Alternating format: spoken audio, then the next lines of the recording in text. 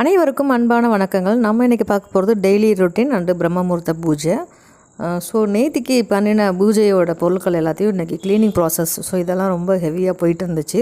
அதை அப்படியே ஒரு சிறு குறிப்பு இப்போ இன்றைக்கி என்ன பண்ணலான்றதை பார்க்கலாம். வாங்க வீடியோக்குள்ளே போகலாம். அதுக்கு முன்னாடி நம்ம சேனலை முதல் முறையாக பார்க்குறீங்கன்னா மறக்காமல் சப்ஸ்கிரைப் பண்ணி பக்கத்தில் இருக்க பெல் பட்டனை ப்ரெஸ் பண்ணிக்கோங்க.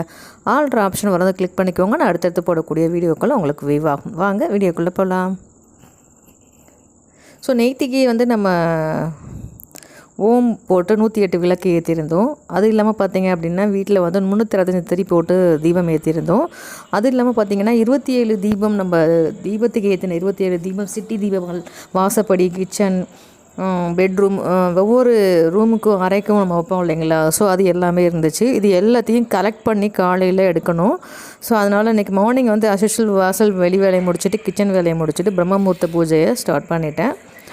தீபமெல்லாம் காமாட்சி அம்மன் தீபம் ஏற்றிட்டு பிரம்மமுகூர்த்த பூஜை தீபம் ஏற்றிட்டு ஸோ வழிபாடு செஞ்சுட்டு அதுக்கப்புறம் நம்மளோட கிச்சன் ஒர்க்கு டெய்லி ஒர்க்கு நம்ம சமையல் வேலையெல்லாம் முடிச்சுட்டு அதுக்கப்புறம் டக்குன்னு ஒவ்வொரு சமையல் வேலை பண்ணிகிட்டு இருக்கும்போதே பாதி சிட்டிஎஸ்லாம் கலெக்ட் பண்ணேன். ஸ்டெப்ஸில் இருந்தது, ரூமில் இருந்தது எல்லாத்தையும் ஒவ்வொன்றா எடுத்தாச்சு.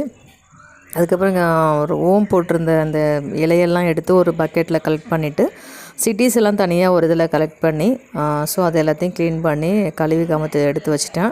ஸோ அடுத்த வரக்கூடிய விசேஷ தினங்களில் திரும்ப தீபம் ஏற்றுறதுக்கு இதே சிட்டி நம்ம பயன்படுத்தி கொள்ளலாம். அதுக்கப்புறம் பூஜை அறையில் இருந்த பித்தளை தாம்பூலங்கள் எல்லாத்தையும் நிறைய தாம்பூலம் யூஸ் பண்ணோம். ஸோ அந்த தாம்பூலத்தை எல்லாத்தையும் விலக்கி கழுவி கமுத்து அதுக்கப்புறம் பார்த்திங்கன்னா 363 தீபம் ஏற்றிருந்தோம். ஸோ அந்த இடத்துல நம்ம தூய்மைப்படுத்தணும். அதுக்கப்புறம் பார்த்திங்கன்னா நேற்றுக்கு கண்ணாடி பவுலில் தீர்த்தம் கலெக்ட் பண்ணி ஸோ அதை நம்ம வேண்டுதல் வச்சுருந்தோம். அந்த தீர்த்தத்தை எடுத்து வீடு ஃபுல்லாக ஃபுல்லாக தெளித்து விடணும்.